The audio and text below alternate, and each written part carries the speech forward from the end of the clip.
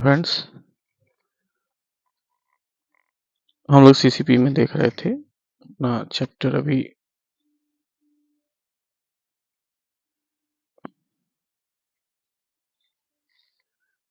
CCP का chapter हम लोग देख रहे थे। इसमें हम लोग देख रहे थे exposure norms, management fair practice code and lenders liability में एक्सपोजर नॉर्म्स में हमने लास्टली देखा था financing of equity and investment in shares. Equity का अगेंस्ट जो फाइनेंस करते हैं या शेयर में इन्वेस्टमेंट करते हैं, उसके ऊपर बैंक का मैक्सिमम एक्सपोजर क्या हो सकता है, that is 40% of previous financial year. That is previous financial year अगर इस साल का बोले तो 2024, ठीक है। तो उसमें हर सेक्टर में भी जो है एक एक्सपोजर नॉर्म्स जो है उसके हिसाब से रिस्ट्रिक्शंस लगा हुआ है। जैसे आप देखेंगे, मान लीजिए आप शेयर में आप जो है फंडिंग करना चाह रहे हैं,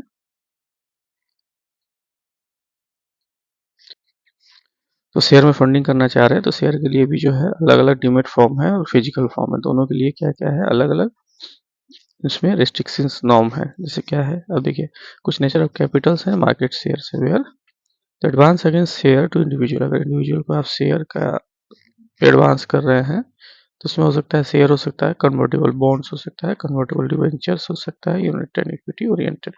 तो इसमें देखिए फिजिकल फॉर्म जो होगा, फिजिकल फॉर्म में आप 10 लाख करेंगे, डीमेट में आपका 20 लाख, इससे ज़्यादा आपका एक्सपोजर नहीं हो सकता, ठीक है। फाइनेंसिंग करेंगे, कैपिटल मार्केट एक्सपोजर है, फाइनेंसिंग टू आईपीओ। आईपीओ के लिए भी अगर आप करते हैं IPO, initial public offering to individual, इसमें शेयर हो सकता है, कन्वर्टेबल बॉन्ड्स हो सकता है, डिवेंचर्स हो सकता है, unit of equity oriented mutual fund and PSU bonds हो सकते हैं, ठीक है। तो इसमें रिस्ट्रिक्शंस नॉर्म है, not exceeded 10 lakh for IPO. IPO के लिए आपको 10 लाख से ज़्यादा एक्सीड नहीं होगा, ठीक है। इक्वल टू लेस, इसको less than and equal to 10 lakh, ठीक है। इसको ऐसे रखिए।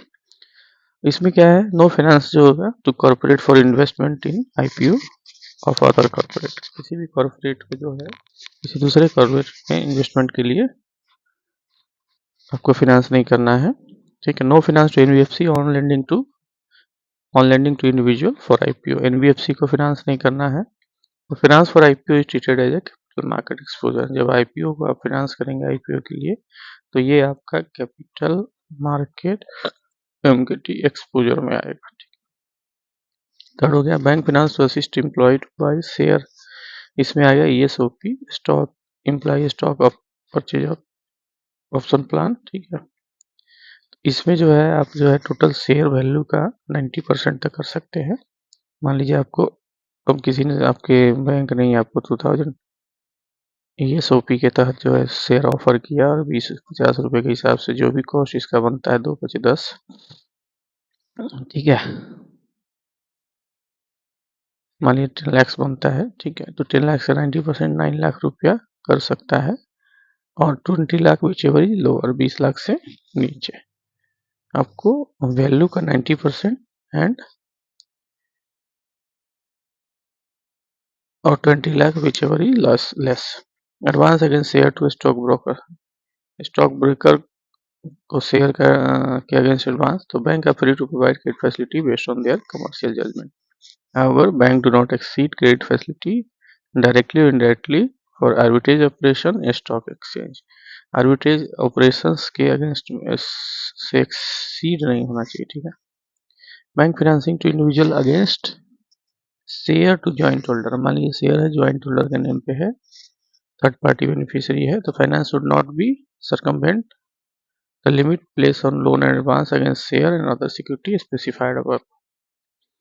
तो फाइनेंस नहीं होना चाहिए, फाइनेंस से बचना चाहिए, ठीक है। Against share and security specified हो। एडवांस अगेंस्ट म्यूचुअल फंड के अगेंस्ट एडवांस सब्जेक्ट टू, जो कुछ कंडीशन है, unit listed to stock exchange में लिस्टेड होना चाहिए, कंप्लीटेड होना चाहिए मिनिमम लॉक इन पीरियड, ठीक है। लॉक इन पीरियड कंप्लीट होना चाहिए। ये लिंक टू एनएवी होता है, ठीक है। Link to NAV, repurchase options जो है, repurchase price of the market value whichever is less, attract quantum of and margin requirement, purpose oriented होना चाहिए, ठीक है। एडवांस अगर आप देते हैं borrower against share and debentures तो can accept as a collateral, आप ले सकते हैं कोलेट्रल को, जो है एज ए कोलेट्रल आप इसको ले सकते हैं, ठीक है। For secured loans granted as a working capital और फॉर अदर प्रोडक्टिव पर्पस और मार्जिन फॉर न्यू प्रोजेक्ट और एक्सपेंशन ऑफ एग्जिस्टिंग बिजनेस, इन सब पर्पस के लिए जो है आप उनका shares as a collateral security लेके उनको फंडिंग कर सकते हैं। Bank loan for financing promoter contribution, promoter के कंट्रीब्यूशन के लिए जो है बैंक लोन, इसमें जो है 50% कैपिटल फंड का दे सकते हैं, ठीक है। ग्रुप के केस में 40% ऑफ कैपिटल फंड आप दे सकते हैं, subject to statutory liability limit on share holding company section 92, ठीक है। तो इंडिविजुअल के केस में आपका क्या होगा, इंडिविजुअल के केस में 15% of mutual fund capital fund और 40% ऑफ कैपिटल फंड, ठीक है। कैपिटल फंड ये होगा ग्रुप के केस में, ठीक है। तो इसमें क्या होगा, ये भी होगा आपको 40% ऑफ नेटवर्थ सीलिंग से ज़्यादा एक्सीड नहीं कर सकता है। Bridge loan period not exceeding 1 year with in 40% of, ठीक है, नेटवर्थ।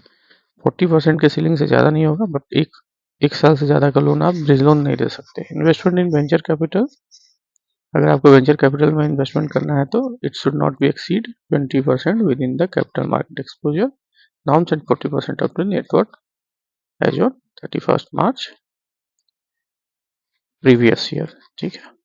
तो इसमें क्या है, 20% within capital market exposure, capital market exposure का 20%। Margin on advance against share, margin on advance against shares issue of guarantee on behalf of stock brokers and market makers. तो uniform margin होगा 50%, share का against में uniform margin होता है और 25% का cash guarantee, ठीक है। ये 50% होगा आपका शेयर का मार्जिन वैल्यू, शेयर वैल्यू मान लीजिए 100 रुपये है तो 50 रुपया उसका लेंगे सिर्फ, और उसके बाद 25% का कैश मार्जिन, ठीक है। इस इन्वेस्टमेंट प्रोग्राम ऑफ जीओआई अगर लगाते हैं तो इसमें 40% नेटवर्थ जो होगा बैंक का, उसके अगेंस्ट में, मतलब उतना से ज़्यादा आप एक्सीड नहीं कर सकते विद इन रेगुलेटरी सीलिंग्स, ठीक है। Relaxation on case to case basis is permitted to bank in such a manner that the total capital exposure net the exposure under this investment program is within the regulatory prudential and individual group exposure ceiling. Financing to the acquisition of equity in overseas company, overseas company में कोई equity acquisition कर रहा है तो statutory limit on share holding in companies act 19.2 जो है section 19(2) of B R act के अनुसार फाइनेंस आप कर सकते हो। Refinancing scheme of export import bank of India EXIM, इसमें क्या है, approval EXIM bank for refinance इसमें लगेगा। आर्बिट्रेज ऑपरेशन के लिए क्या है, आर्बिट्रेज के केस में ऊपर में था कि आर्बिट्रेज लिमिट जो कहा गया उससे ज़्यादा नहीं होगा। आर्बिट्रेज के लिए क्या है, bank prevented from undertaking arbitrage operation themselves and extending credit facility for the purpose. Margin trading अगर है तो मार्जिन ट्रेडिंग केस में 50% मिनिमम मार्जिन होगा and the share should be demat के फॉर्म में होगा, ठीक है, डीमेट के फॉर्म में होगा। 50% मार्जिन के साथ आप उसको दे सकते हैं with in the overall selling of 40% of net worth. Cross holding मतलब एक दूसरी कंपनी में होल्डिंग करना, not exceed 10% of investment. Bank capital fund हो गया T1 plus tyre 1 capital plus tyre 2 capital, ठीक है। अब मार्जिन रिक्वायर्ड जो है इसके लिए क्या क्या हो सकता है, bank exposure to commodity market में एक्सपोजर के लिए मार्जिन की क्या रिक्वायरमेंट होगी। देखिए कमोडिटी मार्केट में आपको NCDX आता है, MCX आता है, NMCEIL आता है, ठीक है। तो guarantee issued on behalf of commodity brokers in favour of national level commodity exchange, ठीक है, जहाँ पे in lieu of margin money should be minimum 50% margin होगा, मार्जिन मनी होगा। Minimum cash margin 25% within the margin of 50% margin के अंदर में ही 25% आपका कैश मार्जिन होगा, 50% ओवरऑल मार्जिन होगा as per the commodity exchange regulations. Currency derivative के segment में बैंक का एक्सपोजर क्या हो सकता है, the exposure under the currency derivative segment is treated outside capital market exposure. देखिए ये कैपिटल मार्केट एक्सपोजर में नहीं आएगा, norms including margin requirement as well as intraday monitoring are not applicable to bank exposure to the brokers. ठीक है। Limit on exposure is unsecured guarantee and unsecured advance. जो भी है limit on exposure to unsecured guarantee, the bank are required to formulate their own policy on the extent of unsecured exposure. ठीक है। Unsecured exposure is defined as an exposure where realizable value of security as assessed by the bank approved valuer reserve bank inspecting officer not more than 10% have on issue of the outstanding exposure। Unsecured exposure का मतलब है जहाँ value की, ठीक है, 10% से ज़्यादा उसका जो है नहीं होगा, फिर नॉट मोर देन 10%। जो भी है रियलाइजेबल वैल्यू ऑफ सिक्योरिटी 10% से ज़्यादा नहीं होगा। ठीक है।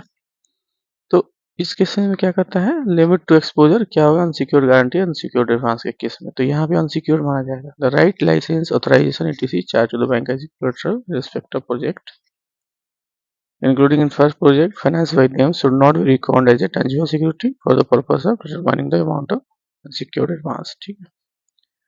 annuity under built BOT transfer built operate transfer model in respect of road highway project and toll collection rights where there are provision to compensate the project sponsor if a certain level of traffic is not achieved as a tangible security, subject to condition that the bank right to receive annuity and toll collection right is legally enforceable and irrecoverable।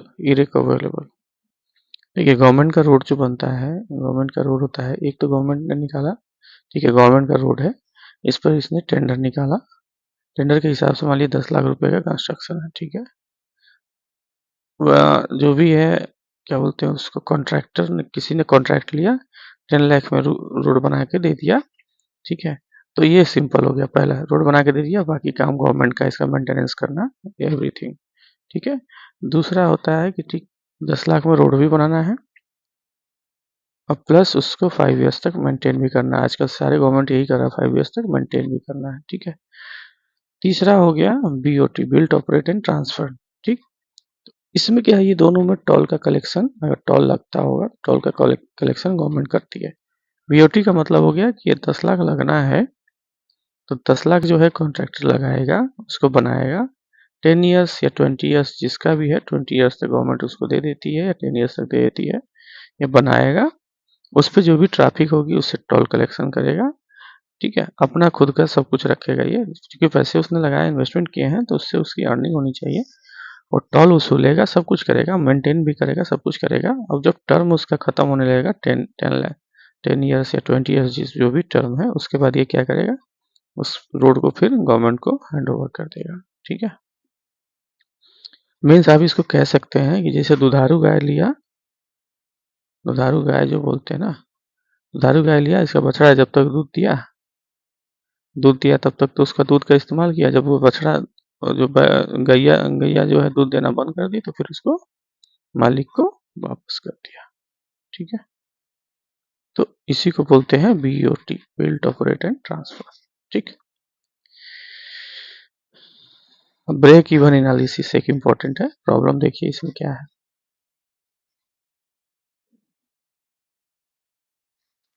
Next हमारा break even analysis.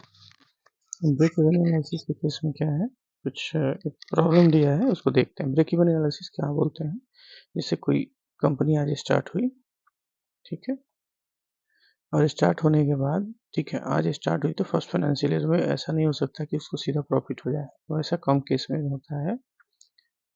तो जिस समय company की जो आय है उसकी लागत से ज्यादा के बराबर हो जाती है, मीन्स आय, इनकम जो है उसकी लागत के बराबर हो जाती है, तो इस प्लेस को बोलते हैं ब्रेक इवन। मतलब यहाँ से आपको हमारा नो प्रॉफिट नो लॉस है, no profit no loss, no profit no loss. ठीक है। इसके बाद कंपनी क्या है, ग्रोथ करना शुरू करती है। ठीक है। तो प्रॉफिट में आना शुरू होती है। एक क्वेश्चन दिया है आपको ब्रेक इवन एनालिसिस का, जैसे मान लीजिए company makes a single product with A sale price of 10। मान लीजिए कोई कंपनी जो है प्रोडक्ट बना रही है जिसका सेल प्राइस जो है 10 रुपये है एंड मार्जिनल कॉस्ट 6 रुपये है। ठीक है। 6 रुपये उसका कॉस्टिंग है। ठीक है। और 10 रुपये उसका प्राइस है, सेल प्राइस। ठीक है। फिक्स कॉस्ट है 60,000 पर एनम तो कैलकुलेट करना है number of unit to break even, कितना यूनिट बिकेगा तो उसका ब्रेक इवन आएगा। Sales at a break even point, sales, ठीक है, cost to sale ratio, what number of unit will need to sold to achieve profit of BCR per annum, ठीक है, what level of sales will achieve the profit of BCR per annum because of increasing cost of marginal cost is expected, right, ₹6.50 per unit and fixed cost 17,000. If the selling price cannot be increased, what will be the number of units required to maintain profit? 30,000. तीन चार case हो गए। If the taxation rate is 50%, how many units will need to sold to make profit of BCR? ये 4-5 question है। पहला question ये है, company कोई प्रोडक्ट बनाती है, single product with the sale price of 10 rupees, ठीक है, उसका मार्जिनल कॉस्ट जो लगता है उसको बनाने में 6 रुपये लगता है, फिक्स कॉस्ट जो है 60 है। फिक्स कॉस्ट मतलब उससे प्लांट एंड मशीनरी हो सकता है वन टाइम, ठीक है। अब क्या है, नंबर ऑफ यूनिट देखना है कितना लगेगा ब्रेक इवन तक आने के लिए, ठीक है। कंट्रीब्यूशन कितना हो गया देखिए यहाँ पे, selling price minus marginal cost, तो 10 रुपये उसका सेल प्राइस है, मार्जिनल कॉस्ट उसका कितना 6 रुपये लग रहा था, मीन्स इसका कंट्रीब्यूशन हो गया 4 रुपये का। तो ब्रेक इवन पॉइंट क्या हो सकता है, टोटल इसका फिक्स कॉस्ट कितना है 60,000, ठीक है, तो डिवाइडेड बाई 4 कर दीजिए, divided by 4 equal to 15,000 units में। ब्रेक इवन पॉइंट क्या होगा, 15,000 को अगर 10 से गुना करेंगे तो 1.5 लाख रुपये आएगा, 4 को 100 से गुना करेंगे तो 10 आएगा, ठीक है। तो 10 यूनिट्स जो है आपका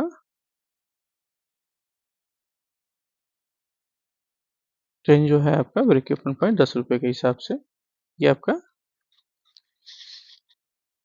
कितने यूनिट का आएगा, ब्रेक इवन पॉइंट कितने यूनिट का आएगा, ठीक है। तो 10 रुपये के हिसाब से टोटल 1.5 लाख रुपये लगेगा, ठीक। CS रेशियो कितना है, cost to sale ratio 40%।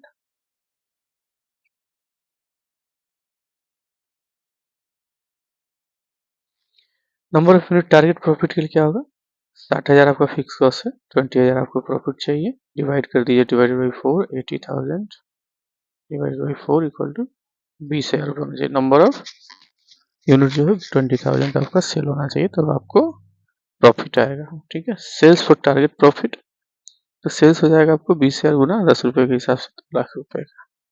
Alternatively, the sales for target profit can be reduced by following reason. After break-even point, the contribution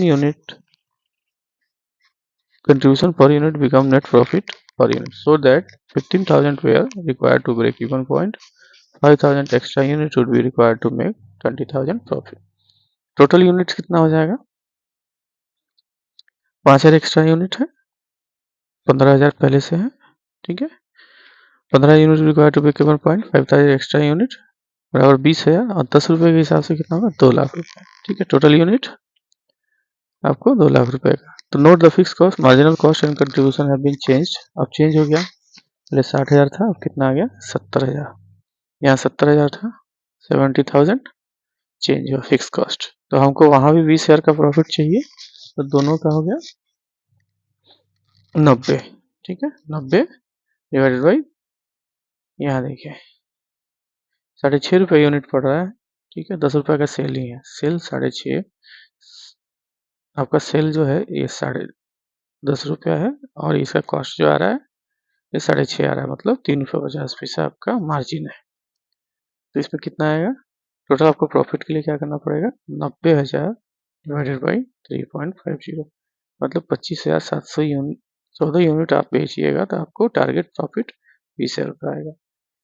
profit after tax के लिए क्या करना पड़ेगा, 60,000 में से 20,000 घटा दीजिए, ठीक है, 40,000, तो ये लगभग 23,333 यूनिट होगा। देखिए एक और नेक्स्ट प्रॉब्लम जो है ये देखिए, ब्रेक इवन के लिए, break even point expressed in unit in amount of the sales in rupees, number of unit that must be sold to earn profit 6 lakh. देखिए कितना यूनिट बेचना है ताकि आपको 6 लाख रुपये पर ईयर का प्रॉफिट आए। तो सेल्स प्राइस जैसे मान लीजिए यहाँ दिया हुआ है 20 पर यूनिट, 20 रुपया है, वेरिएबल मैन्युफैक्चरिंग कॉस्ट 11 रुपया, वेरिएबल सेलिंग कॉस्ट 3 रुपया, ठीक है। सेल्स प्राइस आपको 20 रुपया रहेगा, टोटल खर्चे कितने हो गए 15 रुपये के, ठीक है। फिक्स फैक्ट्री ओवरहेड कितना आ गया 5,40,000, फिक्स सेलिंग कॉस्ट हो गया 2,52,000 पर रुपये। तो यहाँ पे देखिए सॉल्यूशन क्या हो सकता है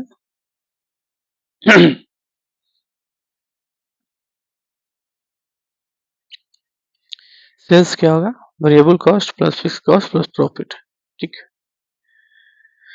तो variable cost plus fix cost plus profit, ठीक है। If you be the unit of break even, मान लीजिए ब्रेक इवन के लिए यू लगाया है तो 20 क्या बोलता है 20 रुपया सेल्स प्राइस है, 20 इंटू यू, ठीक है।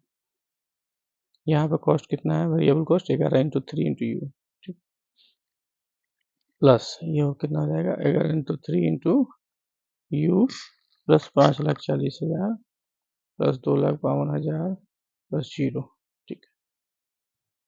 इसको आप इधर लेके जाइए, ये कितना हो गया 5 2 7, 7,92,000, ठीक है।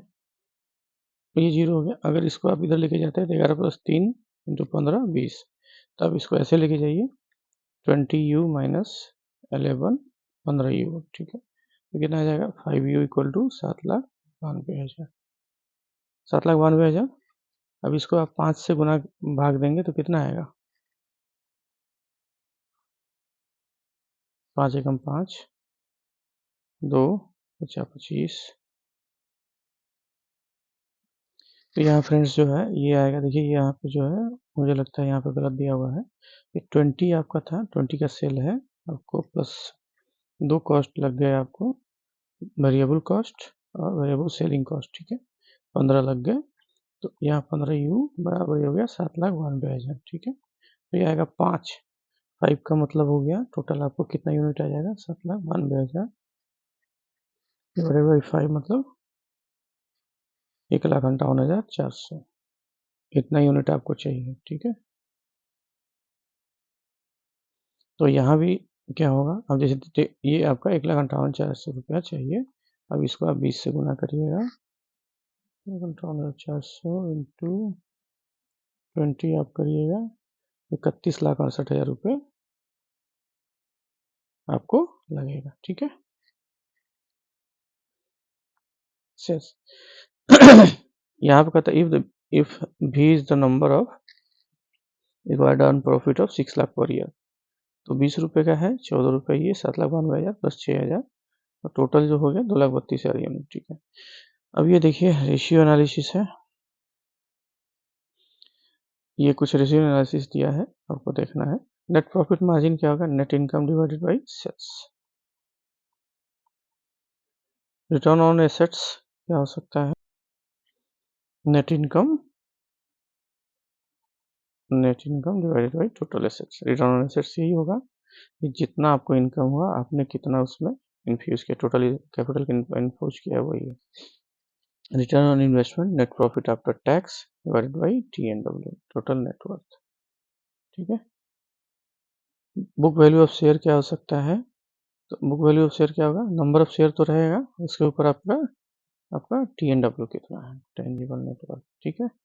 तो ये आपका बुक वैल्यू ऑफ शेयर होता है। नेक्स्ट होगा फ्रेंड्स प्रॉब्लम है, एक और प्रॉब्लम बना हुआ है ये बैलेंस शीट का, ठीक है। इसको अलग से करेंगे, तब तक इस चैप्टर को यहीं क्लोज करते हैं, ठीक है। ये सेपरेटली हम बनाएंगे नेक्स्ट वीडियो में, ठीक। तब तक अगर आपको हमारा चैनल अच्छा लग रहा है तो प्लीज़ इसे लाइक करिए, शेयर करिए एंड सब्सक्राइब करिए, ठीक है। Thank you.